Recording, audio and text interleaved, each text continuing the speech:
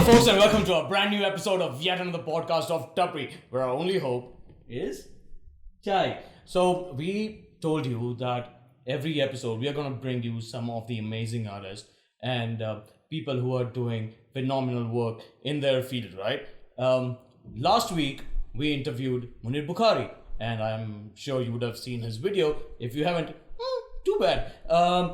But this time, I know that all the moms, all the elderly, all the kids, all the couples, all the singles, including me, are going to love our next guest because she has to do something with baking. Let's find out. I am Shabnam Kapasi, a Cordon Bleú Paris trained pastry chef. I am here to share my story so far at the Tapri. Hey Shabnam, how are you doing? I'm doing well. Thank you for having me here. Thank you so much for accepting our invitation because we actually wanted to interview for a very long time. We have been following your work, and since you are in India, we thought that it would be a great chance to have you on Tapri and share your story with the world, because my world is exactly 99 subscribers on YouTube. So Soon you're gonna hit a million. wow. Okay. So Thank you. tell our viewers your brief story, Shabnam. So I am based out. I've been born, brought up in Rajkot, but have been living in Dallas, Texas for the past over 12 years with my husband. I am a molecular biologist by profession. No way. Yeah. No. So basically in India, I studied biotechnology here in Rajkot, Agni Institute, and then I went to US and I continued my education in the research and science, and I became a molecular biologist out there until 2016. So like less than 4 years back. I chose to change my career. Why is that? I've been a studious, nerdy kind of a student all throughout. So the cliched option after the boards was to opt for science and go for the general route. Sure, yeah. The general thing, and I enjoyed every bit of studying. Well, I wish I could say that for myself, but I can't. So I did actually. So even going back to Dallas, I decided that this is it. This is my career. I want to pursue that. But all throughout, like back in the school days, Nirmala Convent School, that's where I studied. I've always been inclined towards art, extracurricular activities, along with the routine education part. So I guess the art part always stayed with me. Right. But 2016 is when I decided, like, it just happened. This is it. I'm done. It happened very gradually, but it kind of happened that after I went there, I got a little bit fascinated with food in general, and it was I think it was my husband who was like, "Dude, you really need to do something in this. Yes. This could be your calling. At least try it out. If you wouldn't try it, you wouldn't. Right, you wouldn't know it. Right. I started baking at home just for birthdays, anniversaries. Right, and within the circle and stuff. Right. Just for the both of us, when friends would be coming over, I would bake something for them. But just very small scale, and then fortunately I think I've been blessed with a great set of friends. They were the ones who pushed me, they were the ones to pursue that I was initially contemplating that should I do be a molecular biologist and do this baking thing over the weekends. Yes, or just do baking. Like a home baker type thing. Right. But they were like, no, you really need to push it forward. And take this full time. Yeah, and that's where I decided actually that, I'll give it a try. My cakes were doing really well, like the flavors were on point, but everything was what I was watching videos, reading blogs, and it was at a very slow pace, like through word of mouth. I never did any advertisement Mm-hmm. because I was always like little hesitant that everything is self-taught. Like, where are my grounds? And being a science student, you need to know everything you need to know before everything. you can experiment. Yes. 2016, I started baking. By 2017-ish, I think I had made enough client, and my customer ratings were really good. I started my Facebook page. I formed a company, the Gourmet Nook. My cake pops were going all across the DFW areas. I was churning over 3,000 cake pops a week. Wow. Okay. I was making 7 to 10 cakes a week, along with the cake pops. I was making. What's a cake pop? So cake pops is like the cake The in small- the form of a candy, like a lollipop. Oh, okay. Okay. So how I decided to do that, because I would make cakes and I would have a lot of the trimmings around, and I would be like, let me try making that. I let a kid try. I let 2 kids try, and then from there on, I started making cake pops where I had to bake like 10 kgs of cakes a day just for the cake pops. Okay. I started sending it to several cafes around DFW, and my cakes also had a reputation of its own, because most cakes in US, the palate is very sweet. I don't enjoy sweet desserts, so I made recipes and flavor profiles which were very balanced, and I did everything in a Swiss meringue. I'm going too much into details. I know. Of baking. That's why I'm just nodding. Like, yeah, sure, I understand everything you say, right? But my cake started doing really well, and with that, I actually found out that my passion was not just making cakes, the creativity that was involved, the process. Right. That was like keeping me up the nights, and I was like back in those student days. Even when parents would visit from India, they would be like, you haven't slept since 2 nights. Right. Because everything on my cake was 100% edible. So all the figurines, everything that you would see on my cake is what a kid or a parent can hold up and eat it, take a bite, and it's all made from scratch. I would never buy those ready-made fondants or any sugar paste or anything. Right. But apart from that, I found out that this was my passion, this was my calling. But then it was a far-fetched dream that I wanted to go out there and study the details, study the techniques, so that I can create my own recipes. So far, I would take inspiration from a YouTube video and, change it, tweak it, and make it my own. But Right. I didn't have that much of a knowledge to make my own recipe, to Right. create different various dessert and flavor profiles. So I started exploring the option in 2018 mid, that I really want to take it a step forward, want to get myself enrolled, but I was still looking at options in US. There are several good schools in America, so I was actually aiming for one of them in New York or California. What's the name? CIA. CIA? Yeah. Okay. If you are in the field of pastry, Paris and pastry goes hand in hand. Hand in hand. So going to Cordon Bleú was like almost a far-fetched dream that's never gonna come true. There came a time when I started applying, and I remember very well that my husband was like, you know what? If you're gonna move out of home, it wouldn't matter if you go to New York or Paris. Right. You're gonna be away from home, so why not you aim for the The best best. one in Right. the world? Right. Wow. If That's for some reason you don't get there, Right. then you can go to New York or California. right. I was little hesitant because I've never, been on that journey of, everything like the self figuring things out type. Right, And I've been living in the States for last 12 years, so I know everything. I know the whereabouts. I can figure things out. But going, to a different continent, and to a country where language was predominantly French, So you learned French? I did. A little bit, Very like broken. basic, very basic, because in my institute We'll talk about it later, but fortunately there was a translator at all times when the chefs were giving out the demos. But coming back to the demo would be in French.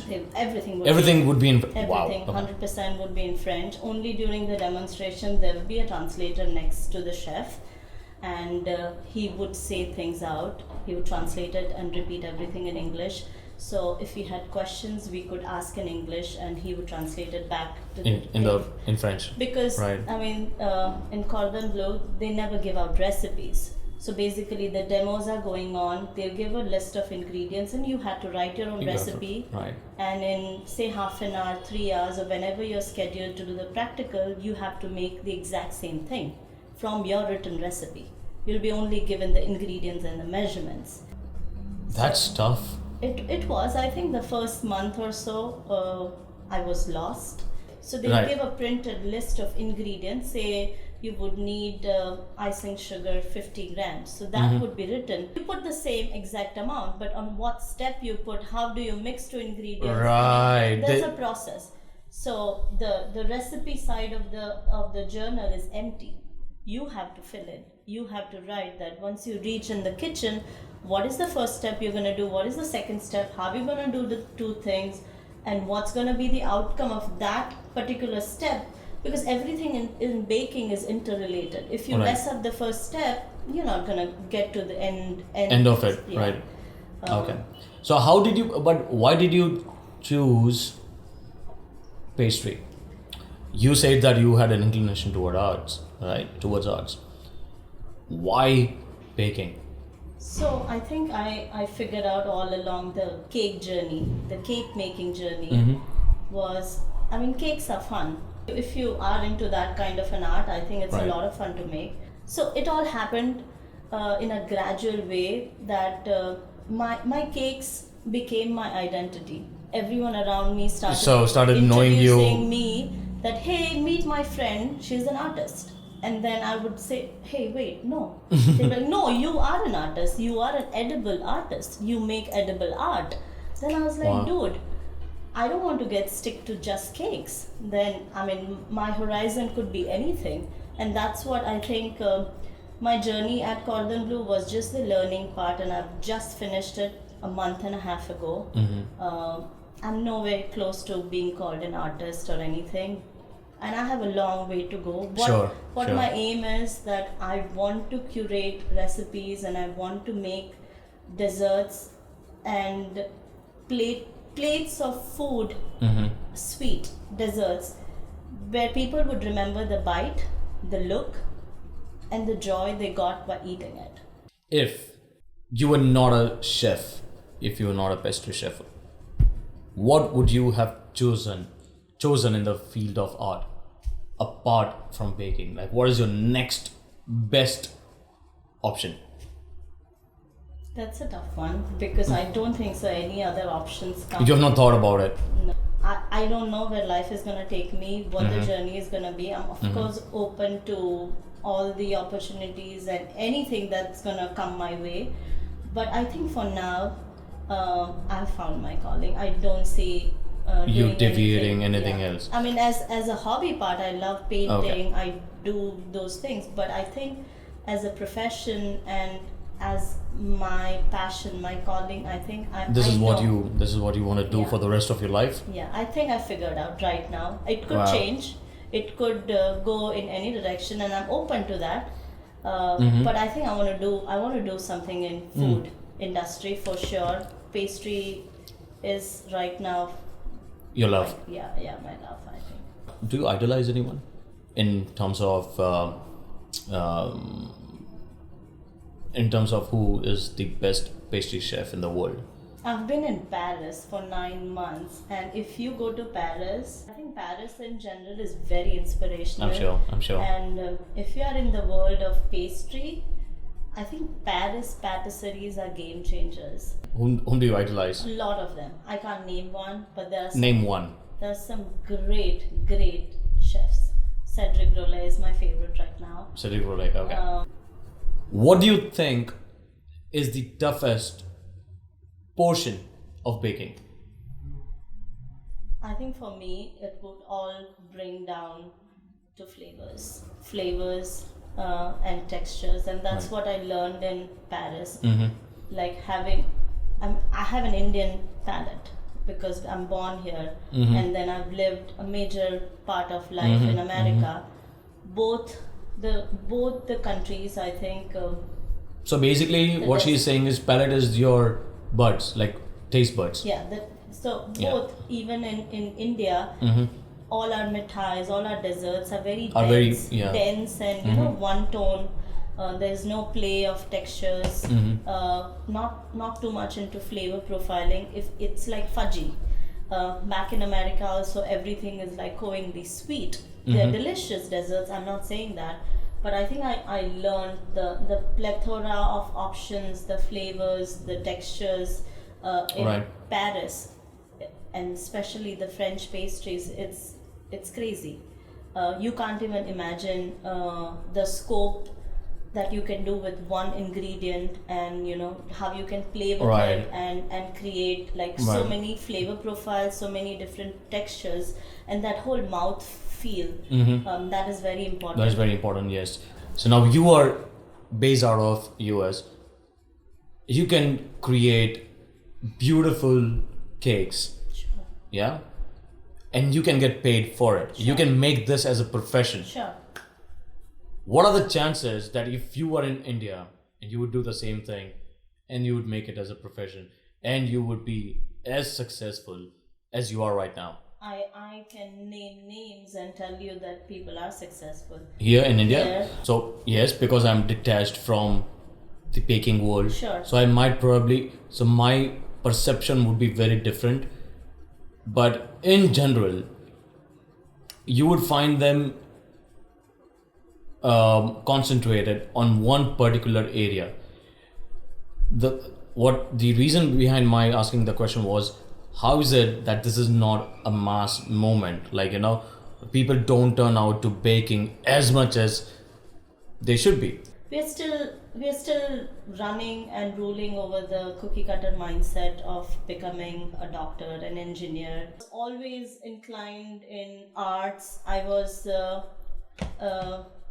pet of all my art teachers, and they would push me to thrive, to take competitions, Right. represent the school, represent the Saurashtra level, Gujarat level.